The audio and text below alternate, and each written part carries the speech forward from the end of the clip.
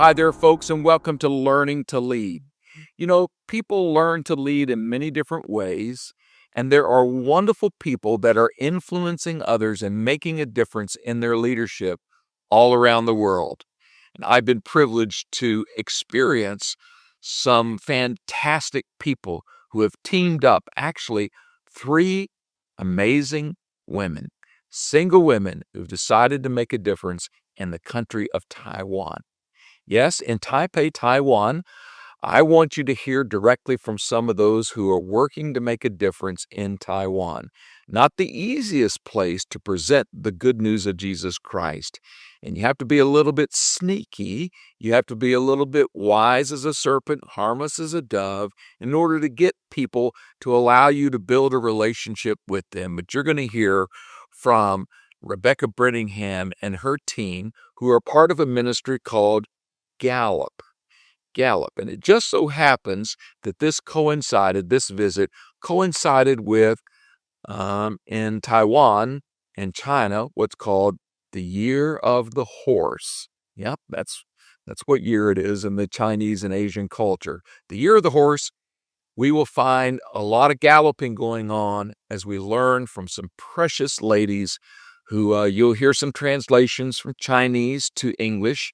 And so be patient, but you'll catch the heart of leadership who are actually willing to dream something to make a difference in the lives of the Taiwanese people. I hope this will bless you. Before we get to our podcast for today, let me tell you something really important about one of our partners. Do you need a handyman in your home that you can really trust and that is not crazy expensive? I've got your solution. Call Chosen Helpers Handy Services. It's a company that is a new company. It's run by a wonderful couple, Christian couple, and they would love to help you in your time of need. I'm the kind of guy that always needs it at my house. I'm just not a handyman kind of a guy, and being able to call Chosen Helpers has helped me out many times. They can provide you wonderful support for things like minor plumbing problems, electrical work, home upgrades, small paint and flooring jobs. Those are their specialties. Give them a call today, mention the name Vanguard, and they'll give you a 5% discount on the cost. Here's the phone number. Take it down. 757-788-4211. That's 757-788-4211. You have a home need? You need some repair work done?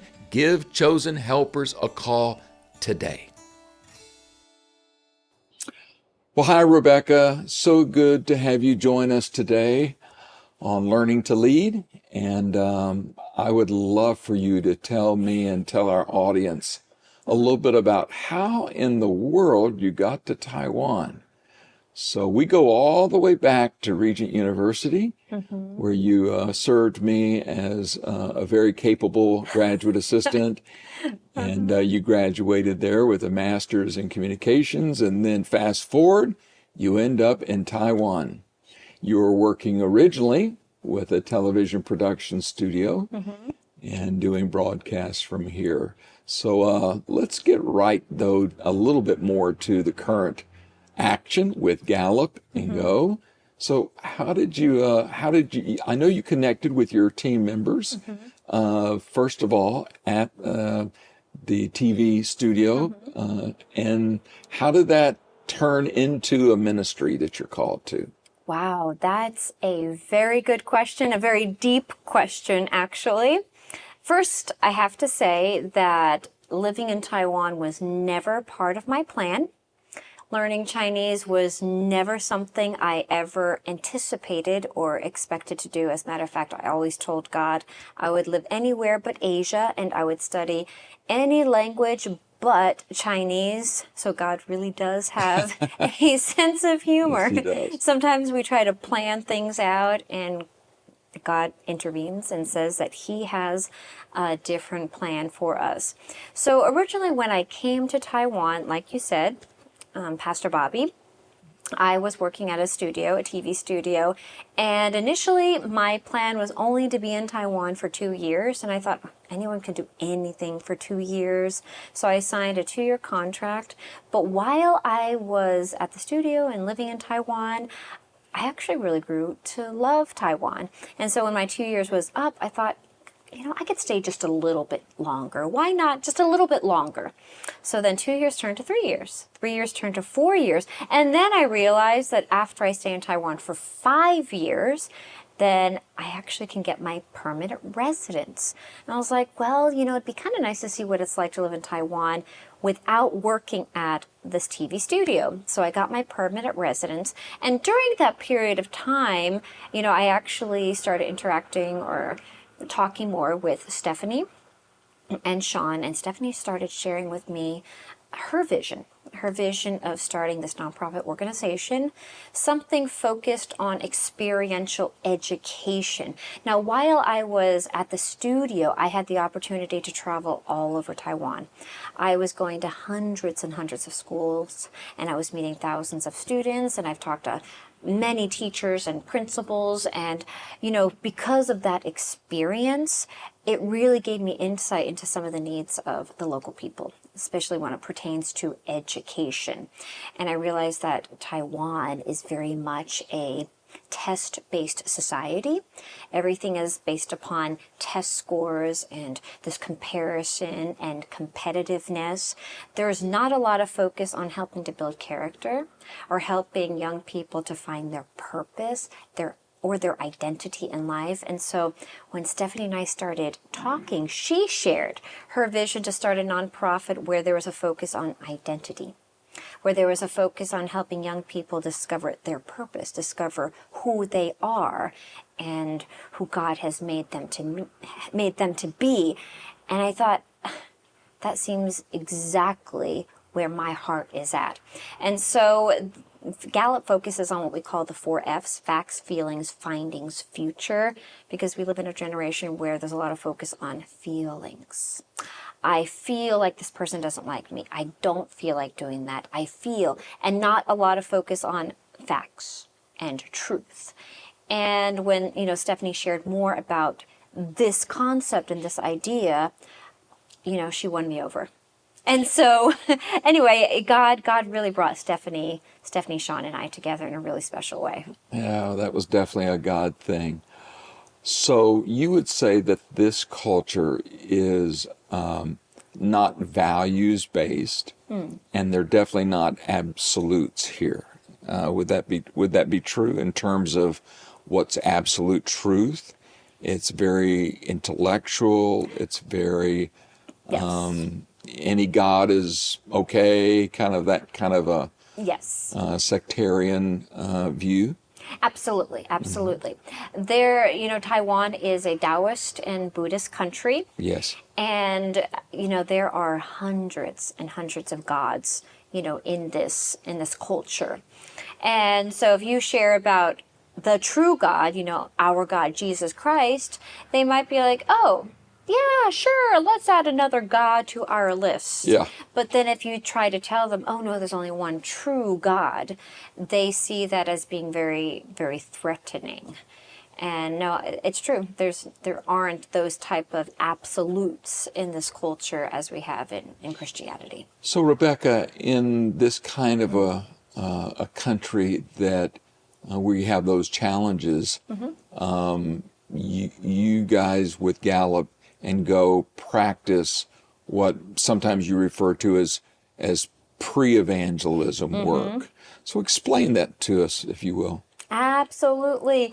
Pre-evangelism, I have found, is a concept that a lot of people aren't that familiar with.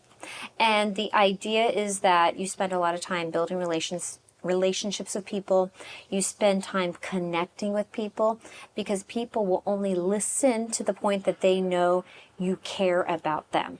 And that's really what Jesus did. Jesus, if you look at the way Jesus was in the Bible, he met people's needs first, whether they were physical needs, spiritual needs, emotional needs, and then boom, he shared the gospel with them. And that's really what Gallup is focused on doing. You know, we want to meet the needs, and those needs are going to be different from family to family, from person to person, and even from city to city. So I live here in Taipei, and so the particular way that we go about doing the pre-evangelism may look a little different if we go to another part of Taiwan, like Taichung, or even the southern part of Taiwan in Kaohsiung. I know that y'all have a saying, isn't it, if I'm correct, prevention through education, or prevention is education? Explain that concept. Prevention through education. Yeah, I did good. You did good. You were spot on, Pastor Bobby. I've been paying attention. Yes. So the idea or the concept behind prevention through education is to educate people, to give people the facts to prevent them from, falling prey to scams, for example, or to AI, because, we live in a generation where there's so much stuff out there that is fake. It's not true. Fake news is what we like to call it, right? Fake news. And especially with the rise of AI, there are so many videos out there. You're like, is this real or is this AI? And honestly, sometimes it's really, really hard to tell.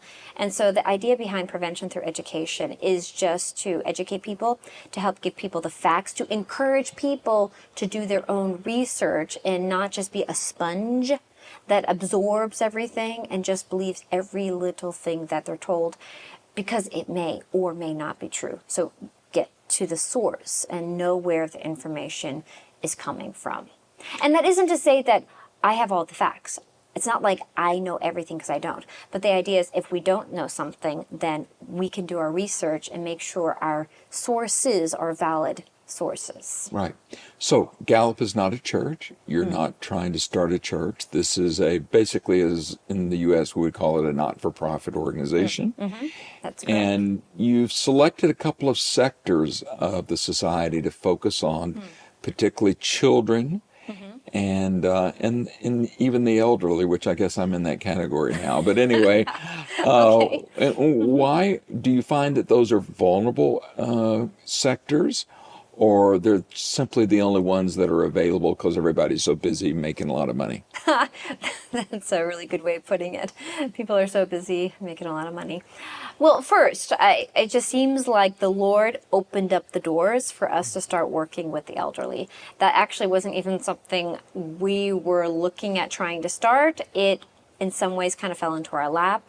But now that I better understand a little bit how the Taiwanese culture works, it actually is a great group of people to work with. Because in Taiwanese culture, generally speaking, the elderly are actually very well respected. And if you connect with them and you win them over and you build trust with them, they will actually talk to their children. They will share with their grandchildren, and they'll even make or look for opportunities where you can connect with other parts of the family other than just them. And we've actually seen that happen. And so even if if you win the elderly over and they start coming to church, they have a lot more influence in, bringing other family members to church. It actually goes the opposite as well, though, too. If, the elderly are not, like grandma and grandpa, they're not interested in going to church and they don't want their children going to church, and they have very strong feelings about that, then that can actually influence the children and grandchildren as well as to whether or not they go to church. Yeah. But back to what Gallup is doing, so we connect with the elderly because of the influence that they have. But in addition to that, the children. Children are a great way to get into a family, get into a home. So we're not just connecting with the children, it's like With their parents. we connect with their parents, we make time to talk to the parents, and when the parents start to see a change in their kids, they start asking questions. And parents are very focused or very concerned about their children being happy. And a lot of kids that we work with, especially when it comes to English, a lot of the kids don't like their English teachers. It's because in Taiwan, everything is test-based. And so even at age 5, 6, 7, everything is test, test, test, test, test, test. And so when the parents see the kids coming here and they feel happy and they can play games and they can just be themselves, that makes the parents happy too. Because there is a huge hunger and desire for the Taiwanese to know English. Oh, yes, So yes. that's a driving force. It is, it is. And Taiwan has a goal to be bilingual by 2030. Now, Wow. let me explain. Their definition of bilingual means they speak English and Chinese. Now, Yes. most Taiwanese people are already bilingual, meaning that they already speak either Chinese and Taiwanese or Chinese, Mandarin Chinese, and, some English or Mandarin Chinese, and maybe if they're Aboriginals, their Aboriginal dialect or Aboriginal language. Yeah. That's amazing. So, Rebecca, let's talk a little bit about Taiwan as a whole. It's an island. It's very very much smack in the middle of Asia Yes. and off the coast of mainland China. Yes. And give us a sense for the makeup of the island. I've had the chance now to be here for 4 or 5 days, and it is a beautiful country with but very densely populated cities. So what's the population of Taiwan? Well, the population of Taiwan as a whole is about 24 million. Taipei itself has roughly 2 million people, but that number is dropping. Taiwan does struggle with having children. A lot of Taiwanese people are not having children, and that has actually started to show over the years. As a matter of fact, many schools, elementary schools, high schools are having to close. Teachers are losing their jobs. Principals are losing their jobs. And you see colleges and universities having to merge just because there are not enough children. There are not enough students to be able to keep all these different universities and schools open. Yeah. Rebecca, you and your leadership team have really developed an excellent model for building those bridges relationally so that there's a pathway for people to want to know God through a personal relationship with Christ, and that's due to your testimony.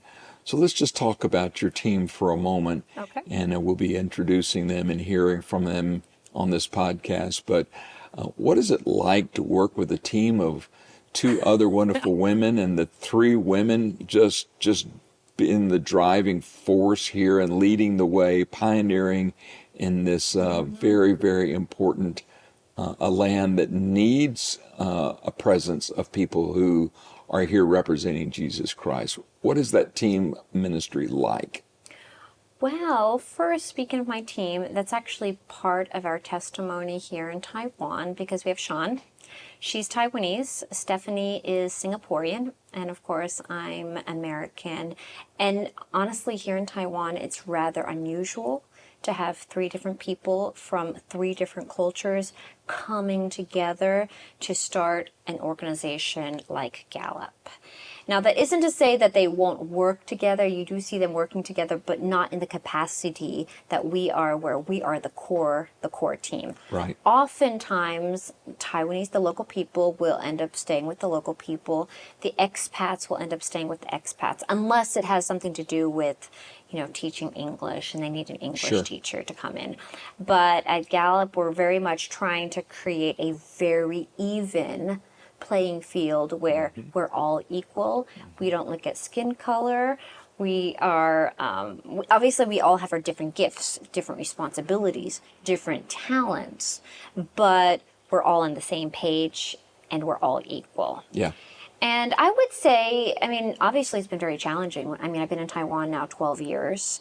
And like I mentioned before, I was not expecting to be here more than 2 years. So there has definitely been a lot of challenges that I personally have had to overcome working in a team setting like this. And I would say probably the biggest one is, just my identity. Coming to Taiwan, being in a country where I couldn't speak Chinese, and I was very resistant initially. You hear everyone talking and you automatically assume, oh, they're talking about me, or they don't want to include me because I don't understand. You have all those lies going through your mind. Yeah. And I had to overcome a lot of that in order for us to be able to work in a healthy environment. Yeah. And of course, my team members, they've had other things that they've had to work through. Sure. And that's a normal thing when you're bringing different cultures together. They have had different experiences. They see different things. Yeah. And learning to just accept one another for where they're at is important.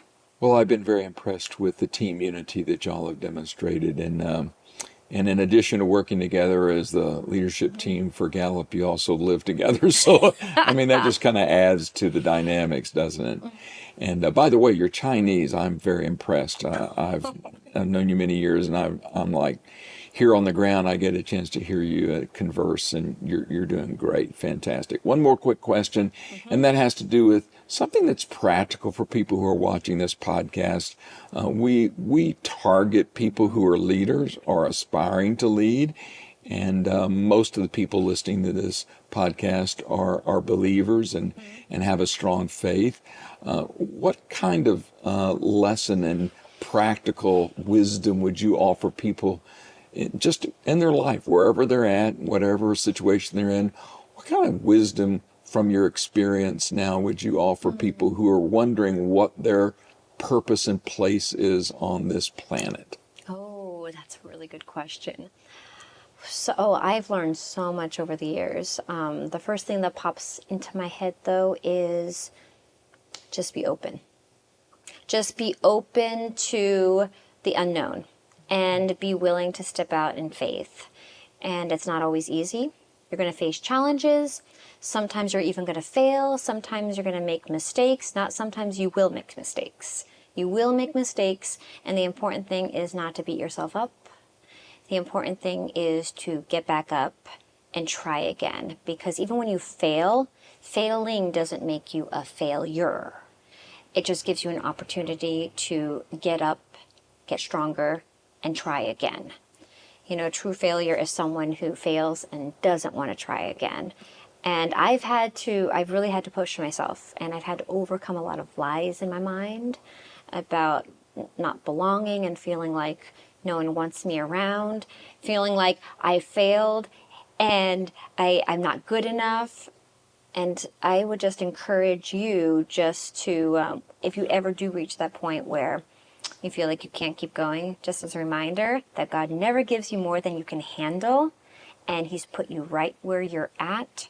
And sometimes you just need to step out of the boat and put yourself in a place where you're uncomfortable so that God can grow you and make you into the person that He wants you to become.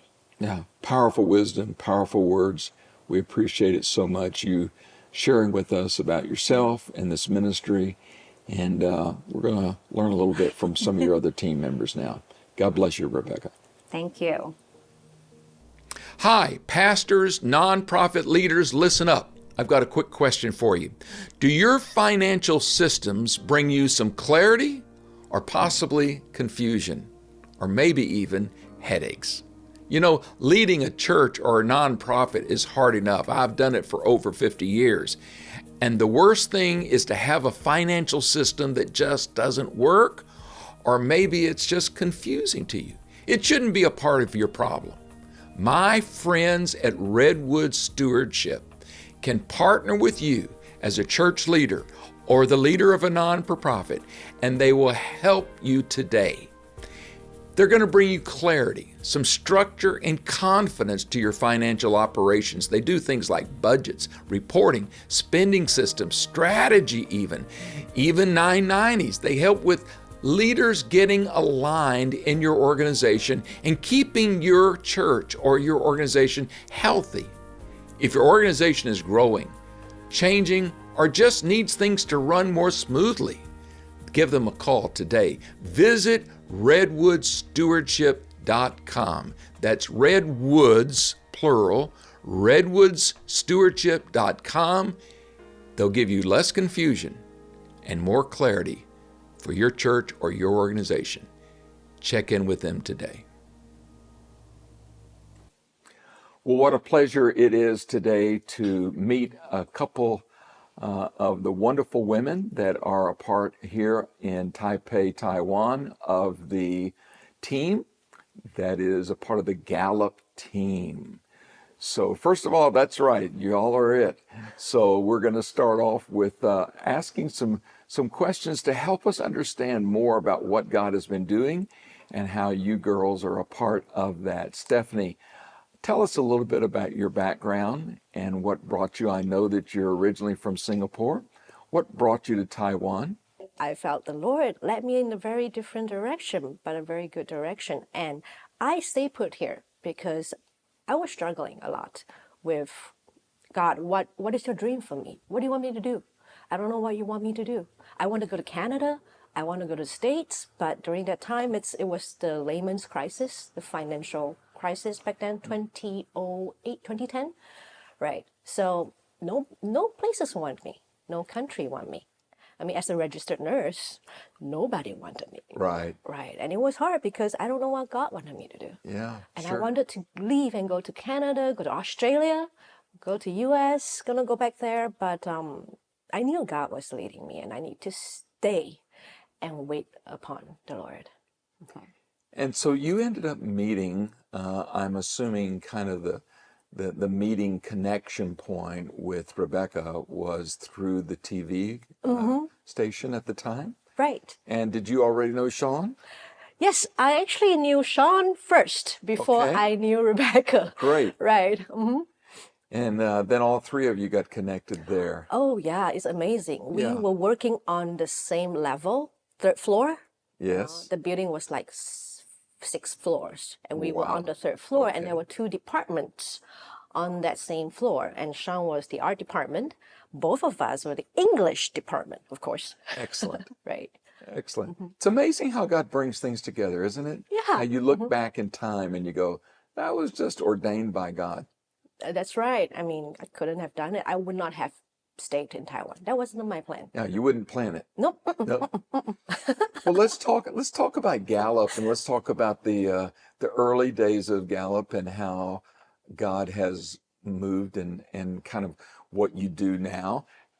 First of all, what was the conception in your minds? I know it was a joint project, but how from your perspective, how did Gallup begin? Well, it started from the wilderness, our own wilderness, my wilderness. You know, we all have wilderness to go through, our desert. And because I don't know where I want to go, I don't know where God is leading me, even though my heart was thirsty for God's leading, because I don't want to go somewhere where God didn't want me to go. I planned my whole life, my dream book. I still have it, by the way.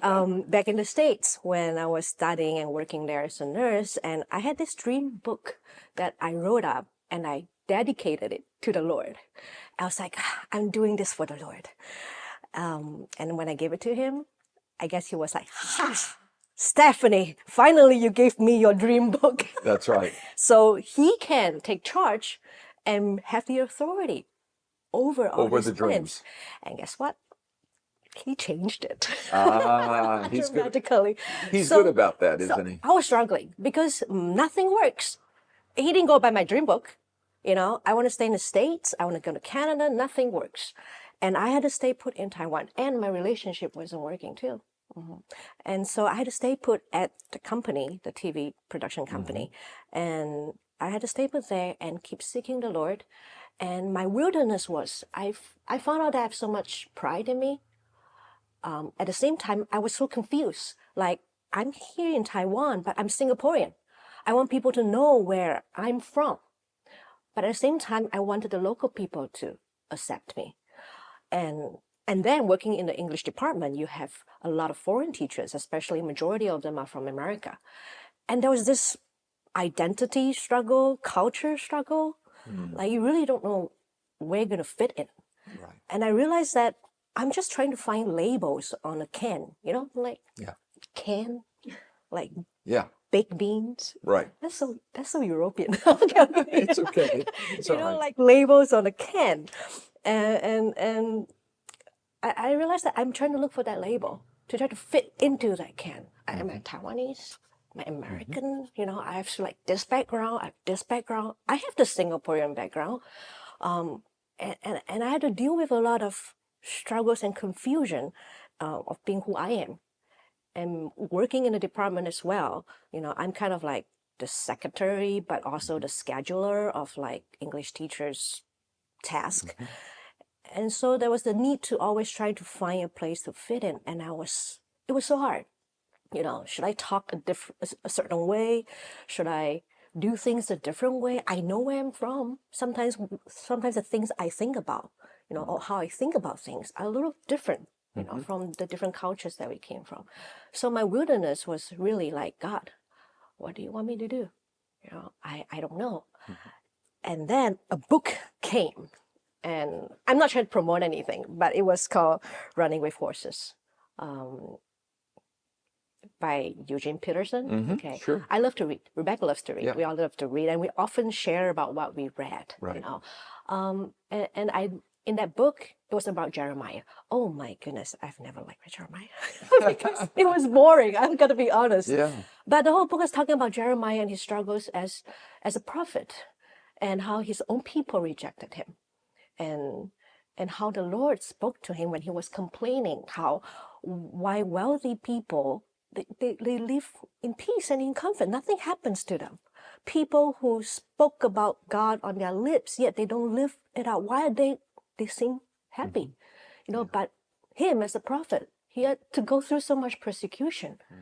And he was struggling. But God, his reply to him in Jeremiah 12:5, which is Gallup's primary verse. God said to him, if you have raced with men on foot and you felt weary, they make you weary, how can you run or compete with horses? Yeah. And of course, the verse after that was about, if you feel safe, in a safe country, but how can you face the challenges, in the wilderness, like in the Jordan, So it really reminded me, hey, I've shared these verses with a lot of people, and they did give me that look. It's like, why is that encouraging at all? Why is God's response even encouraging? But to me, I felt the Holy Spirit touch my heart at that moment, that God sees me differently. God sees Jeremiah differently. He sees him as someone who can run and compete with horses by the power of the Holy Spirit, not by himself. But we tend to see ourselves as, we can't. I cannot do this. God, you call me to do this, I can't. I'm not called to run with horses. I walk with men, but even I got tired because I'm working using my own strength. Sure.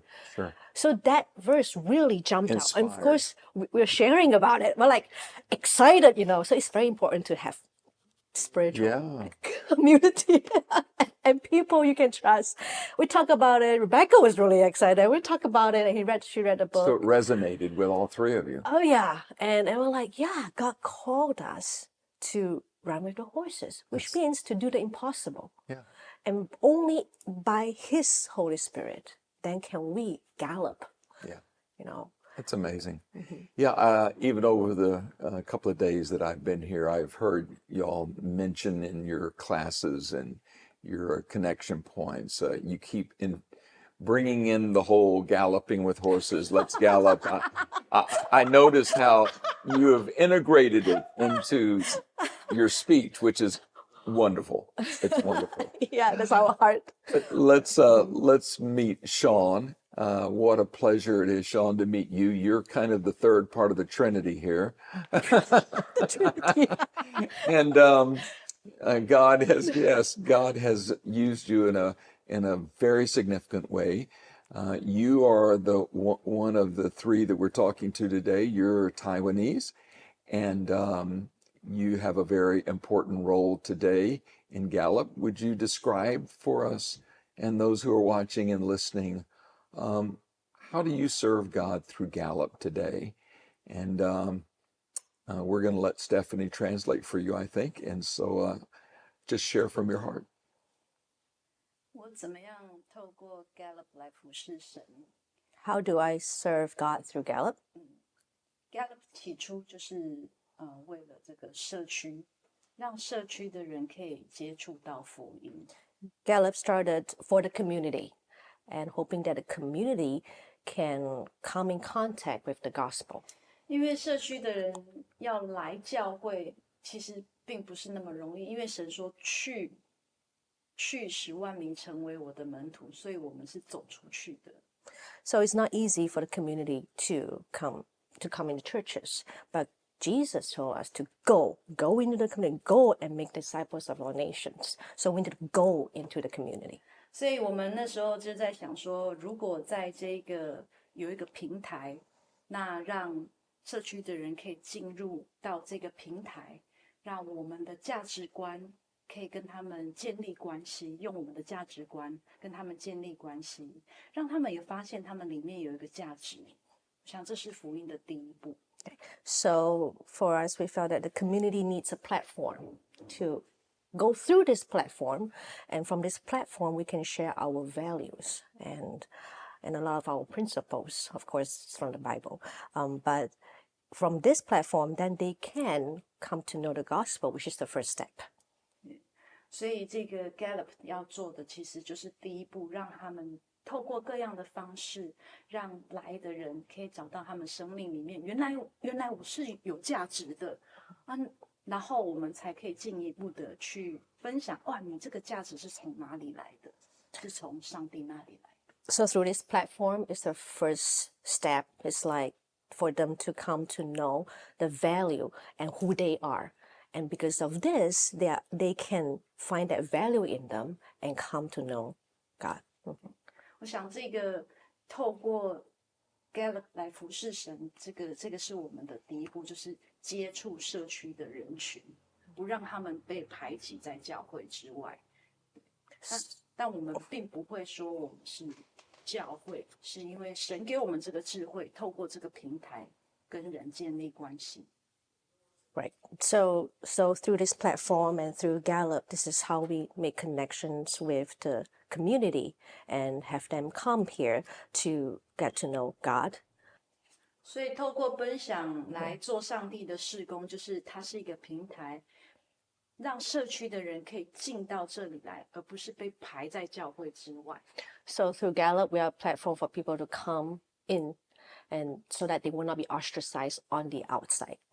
我想这是以 Gallup 来说，这是对神服侍的第一个阶段。So for Gallup, this is the first step in serving God for us.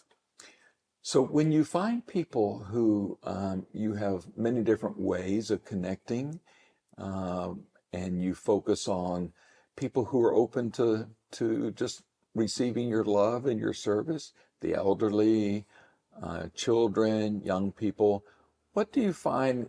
How receptive are the Taiwanese people in general to your ministry and to what you're doing here in Gallup? Do you find that they're open and receptive? 就是他们有敞开心门，对，觉得在做这个，就是做这个的时对候，他们有没有敞开心？对。我觉得就是需要一个时间的建立关系。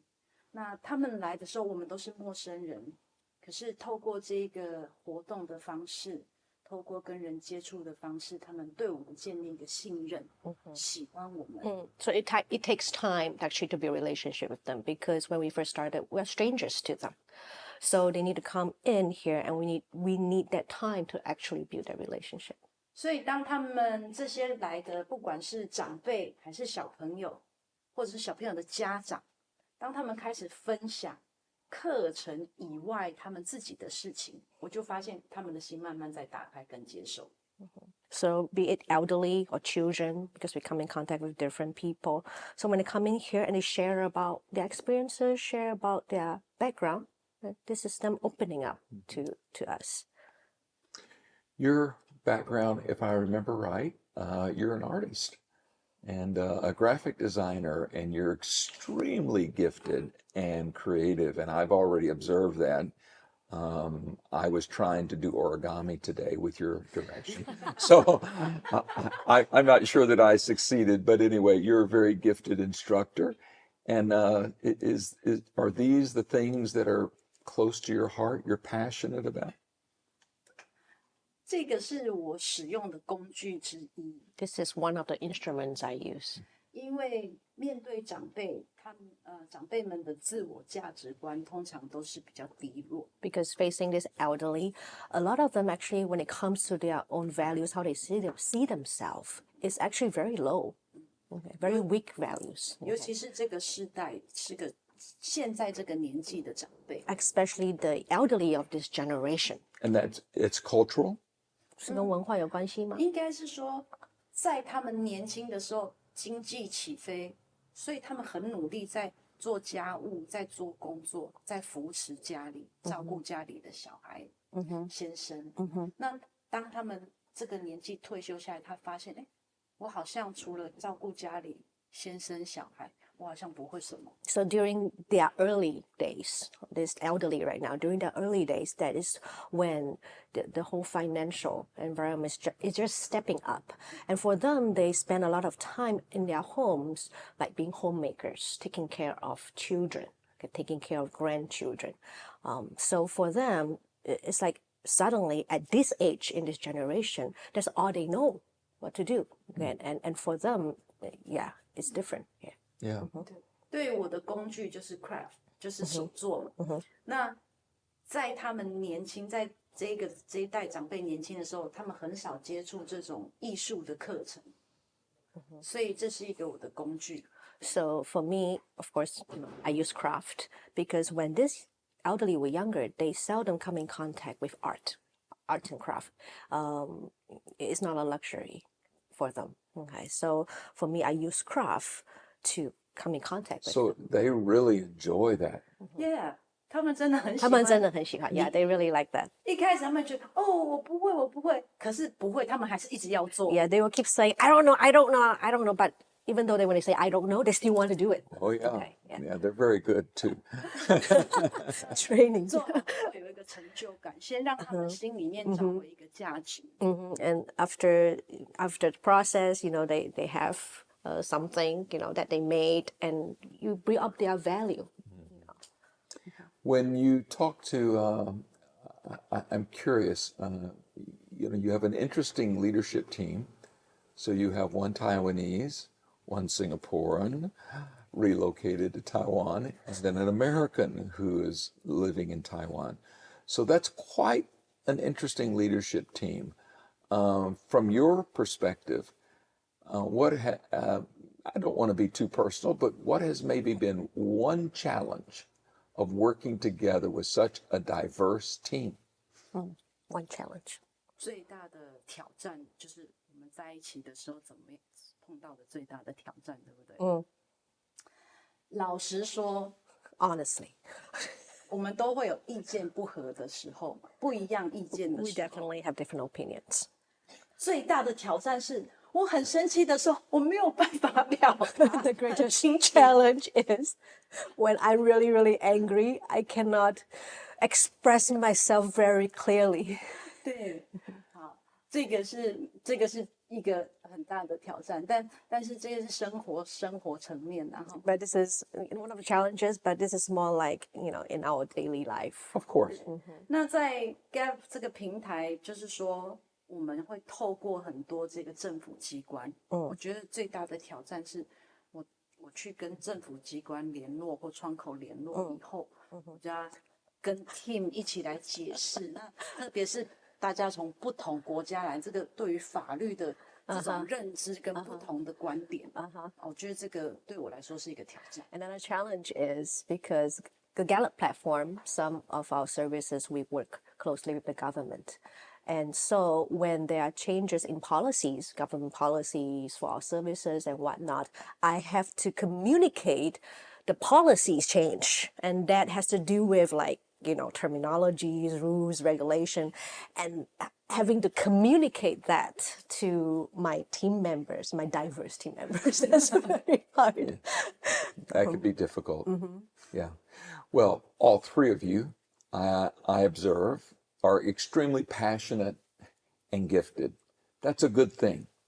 And it makes for a powerful team. But it's almost like a marriage. It's like, you go through a honeymoon stage and then you have to learn to work together. And by the way, you also live together.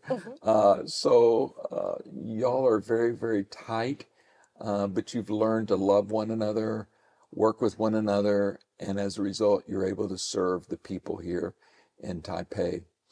So give maybe one comment from you, Shawn, about one thing that you dream about. We were talking with Stephanie about her dreams.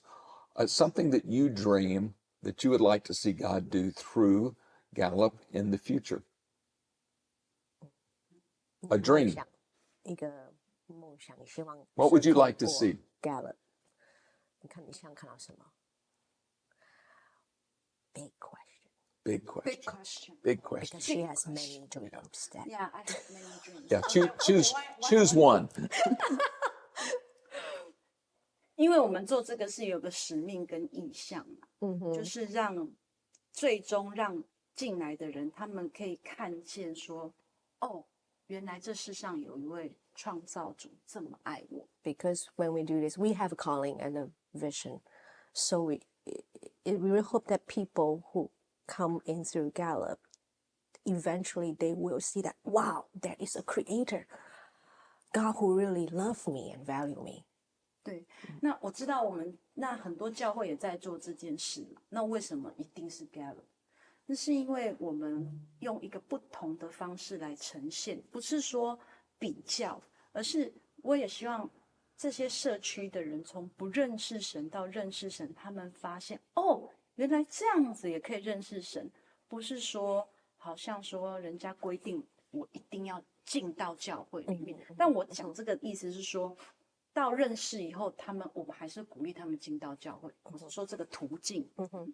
So I'm not trying to compare, but as in, I know a lot of churches are doing this as well. So why through Gallup, which is not a church? So this is not for comparison. More so, it's trying to let people know that there are different ways of doing things.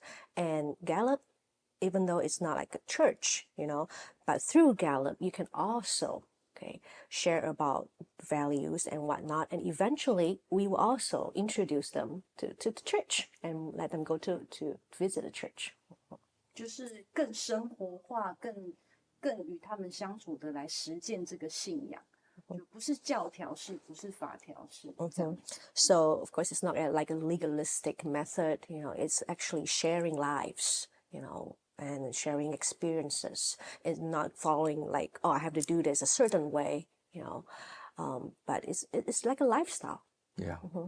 So your desire is simply to see more people discover the love of God on a personal level. Yes. Yeah. And you're incredibly patient with serving people through natural ways, loving them where they're at, giving to them. And I can see the effectiveness of the model that you've chosen. So congratulations. And I really appreciate you sharing from your heart today, Shawn. God bless you. Thank you. So Stephanie, let's talk a little bit more about how you are involved in Gallup. You shared with us about the vision and how that got started and the inspiration for that. So how do you see your gifts being used today in Gallup? Right. So we started as a team, of course. And I see myself, when it comes to gifts, I remember back when I was in Azusa Pacific. My first year of college was in Azusa Pacific. And we had this class, and they require us to take this test. It's like a gifting test, and to know what's your 5 strength, the strength test. Yeah, and then when I take that test, that was like back in 2008, many years ago, and it revealed 5 of my first 5 of my strengths. I remember I took it very seriously. I prayed to the Lord because I was thirsty to know, what God, have seen in me and what kind of giftings do I have. So when I did that test, I still remember, developer. Yeah. That is seeing talents in other people and wanting to develop it. Of course, there are things like being a learner, I guess because I like to read, and focus, strategic. And there's one more I forgot. Oh my, it's too long. You have to go back and take the test again. I mean, I'm not saying that the test is No, I understand. Yeah, it's not like 100% correct. But at that time, because I pray to God, I feel Sure. like God can use anything to talk to Yeah. me, and so it really, after the test, it's like, wow, I didn't know I have these giftings in me. I don't know I have this strength in me. And so I started seeking the Lord, and started to try many things, like actually, I don't have a lot of confidence in my life. Growing up, I feel very inferior. I'm very afraid of many things. But slowly, because I took the test and I seek the Lord, of course, and God showed me through different ways, through planning, through, administration, through music, through crafts, through arts, God helped me to see that, hey, there's so much giftings that God has given to me, but I cannot use it for myself. It's for His glory. And that's when the word developer, which was one of my 5 strengths, reminded me that God wants me to see all these wonderful things that He has put in other people, and to humble myself, to bring that out of other people and see them as leaders, that they can give to God, even when they're stronger than me. I always reminded that John the Baptist say that when Jesus came, he said he will fade, Yeah. but Jesus, I must decrease, yes, he he must increase. Jesus must increase. And that really, really, really helped me a lot in those giftings when trying to find out where I'm at. So what you would be passionate about today is when you see people and you see their potential. Yes. Correct. Yes. And that excites you. That excites me. And the context that you're in here, is that primarily with other people on the team, people who work on at the team leadership level, or would you say it's the students, it's the children, it's the elderly, it's everyone? It's everyone. Anyone? Yeah. Yeah. It's when I work with different people, be it leaders, elderlies, anyone, that tendency to veer towards, hey, wow, this is a beautiful gift in this person. Oh, this person has this ability. They need more guidance, training, and God's guidance, to bring that out of them and to be able to use that gifting. Okay.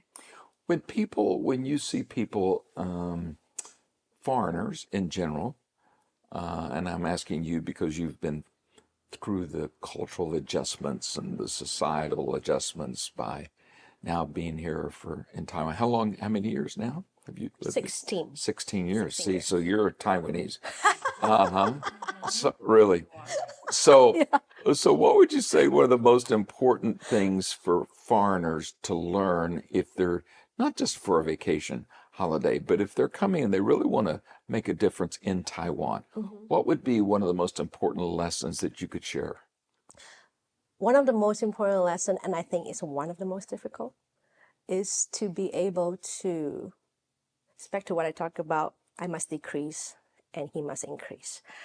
When in this culture, myself, where I came from, must decrease. The people here must increase, meaning that I have to seek to understand other people instead of hoping that other people here in this culture will understand me, will see me all the time. Because the tendency to want to be like, hey, I'm from Singapore. I do things differently from people here in Taiwan. Hey, I don't do this way. I don't say this that way. You guys have to fit into my world. But as a foreigner, be it traveling, I think we all know, when you go to a country, we respect them. But living here, literally, I think one of the biggest struggle is to be seen by the local people, to be like, oh, you are different, you are unique, and wanting the people to always see that I'm different from you. But that uniqueness, I don't think it has to do with citizenship, where you're from, your country, your race, your ethnicity. That uniqueness must be, I know God, I'm son and daughter of God, and that is unique. And not, I'm from Singapore, you're from Taiwan, you're from the States, you're from Canada. We are different that way, yes. But having the need to be able, like, I decrease myself. It's okay, I don't do this in Singapore, this is not what I learned in the States, but I come to understand how the people here operates, how they talk. Oh, understand their language. Oh, this is how it is like. Instead of jumping into judgment. Oh, this is wrong. This is just so bad, Even though there are foods that I don't like, of course, personal opinion, but that is another story. Those are personal preferences. Those are preferences, but really, just being here. Yeah, as a I don't like stinky tofu. Me neither. No. Shawn, do you like stinky tofu? Not really. Not really. Yeah. Not really. Local people. Yeah, even Shawn does not like stinky No, tofu. I mean we tried it, but we don't Oh, really okay. like it. Okay. So I don't think there's anything wrong with that. But a tendency to be like, I'm different, Yeah. I don't belong to this place. I belong to somewhere. For me, it helped me a lot when I think I belong to God. I was going to say, don't you think it all boils down to identity, doesn't it? Yes, sir. That becomes You know what I'm going to say. That's the central issue. And Yes. for all of us, whether we're in Taiwan or Australia or America or Nepal, Yeah. it's learning our identity through Yes. Christ. Yes, it's back to what I said about the can, the label. That's right. And what is that label that we are seeking? I mean, for me, I sought for a long time because I don't know where I belong. Yeah. And the Lord showed me, daughter, why do you focus on Yeah. being cans? Yeah. I mean, the Lord was wondering, why are you focusing on being a can when you only have one identity that you have to worry about? That's exactly. Or think about, and that identity is me being the daughter of the Most High. And that solves everything. And that's everything. Of course, it's not like, ooh. No. Well, I have to keep seeking the Lord and have the Lord heal me, help me. Great. And to break a lot of, One more thoughts. question, and give me, I know it's hard, but as short, brief of an answer as you can. Think about the future. And the same thing that I asked Shawn, what's one thing that you would like to see, maybe a breakthrough or a development or something for the future of the impact of Gallup and Go? I desire to see people walking boldly in knowing who they are in Christ. Just like what Shawn said about the eventual goal for Gallup is literally to introduce them to Jesus through this platform, working with churches as well. But yes, my heart is really to see them being so secure in who they are that no matter what they do, where they go, even in the thickens of Jordan, in the most dangerous part of the world, anywhere, they feel so secure because the only identity they have and know is, I am in Christ. I am the sons and daughters of God. Yeah. And everywhere I go, I have the Lord with me. That's a great goal. Right. Great aspiration. Thank you both for what you do here in Taiwan and how God is using you, and look forward to see the future as well unfold before us. God bless you. Thank you. Thank you. Thank you so much for joining Learning to Lead today. I want to share with you some important information before we close about one of our sponsors. There's certain things you simply cannot live without, and one of those is insurance. Let's face it, we live in a day in which you do not want to try to drive without insurance. You definitely need to have health insurance, and even protecting your house, your home, whether you're a renter or whether you own your home, you need insurance. Much less, most of us need to think about retirement, right? Where do you go to get that kind of personalized, integrity-based help? Well, Brent Lucy Agency, that is a Horace Mann Insurance Company agent, is available to help you.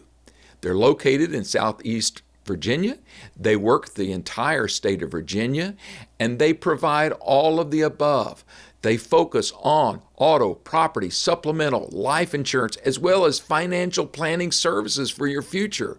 They will come and give you a personalized information consultation. It'll be free, it'll be private, and you can meet with them in your home or at your office or whatever location might be convenient.